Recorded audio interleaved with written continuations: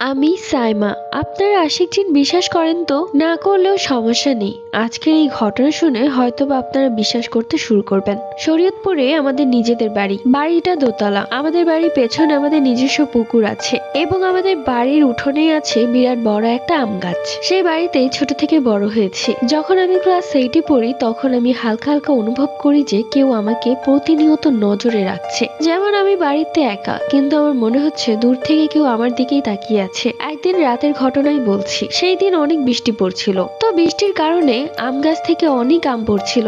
আর বৃষ্টির দিনে আম কুড়াতে যাওয়ার মজাটাই আলাদা। আমি আর আমার ছোট বোন তিয়া আম কুড়াতে যাই। যেহেতু আম গাছটা আমাদের উঠোনেই আছে তাই মা কিছু বলেনি। এত জোরে বৃষ্টি পড়ছিল যে ভিজে আমরা দুই বোন কাক হয়ে গেছি। এরপর ও ঘরে চলে যায়। ও বলল যে তুই একা গিয়ে আম কুড়া, আমি আর পারবো না। মানে সেই মুহূর্তে আমি এত আনন্দে ছিলাম যে আমার যে চুল ছাড়া সেটা আমার মাথায় ছিল না। তো আমি একা একাই সেই আমতলায় বসে আম কুড়াতে লাগলাম। হঠাৎ করে আমাদের বাড়িতে কারেন্ট চলে যায়। আর গ্রাম সাইড তো একবার কারেন্ট চলে গেলে সহজে আসে না। পুরো বাড়ি নিস্তব্ধ হয়ে গেল। মানে আমি চোখে ভালো মতো কোনো কিছুই দেখছিলাম না, পুরো অন্ধকার। যখন দূর থেকে বিজলি চমকাচ্ছিল তখন একটু হালকা হালকা দেখা যাচ্ছিল। তো আমি আমার ওড়নায় করে অনেকগুলো আম কুড়িয়েছিলাম। তো ভাবলাম যে যেহেতু কারেন্ট চলেই গেছে আর আম কুড়িয়ে কি করব, কোনো রকমে বাড়িতে চলে যাই, আর এমনিতেও ঠান্ডা লেগে যেতে পারে। এরপর আমি আমগুলো নিয়ে আস্তে আস্তে করে সামনে পা বাড়াচ্ছি, কিছুই দেখতে পাচ্ছি না। হঠাৎ করে এত জোরে বিদ্যুৎ চমকালো যে সেই বিদ্যুতের চমকানো আলোতে আমি যা দেখলাম তা দেখে আমার গায়ের লোম দাঁড়িয়ে গেল। আমি সেই আলোতে দেখলাম 8 থেকে 9 ফুটের একটা কালো অবয়ব আমার সামনে দাঁড়িয়ে আছে। এটা দেখে রীতিমতো আমি এক ভয়ে চিৎকার দিয়ে উঠলাম। চিৎকার দিয়ে আমি সেই আমতলায় বসে পড়ি। আমার চিৎকার শুনে মা চিৎকার করে বলে ওঠে,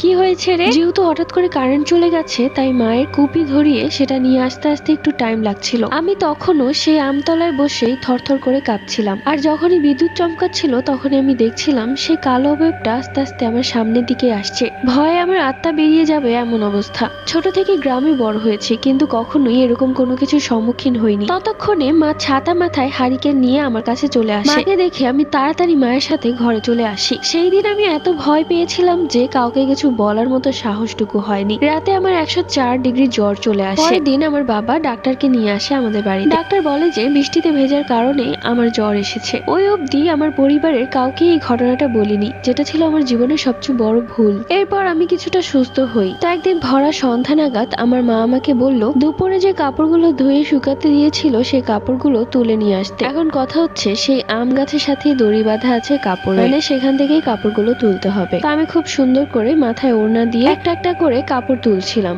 বলাই চলে তখন কিছুটা সন্ধ্যা হয়ে গেছে। কাপড়গুলো নিয়ে আসার সময় আমার মনে হলো পেছন থেকে কেউ আমার মাথার ওড়নাটা ফেলে দিয়েছে। ভিডিওটি ভালো লাগলে এবং পার্ট 2 লাগলে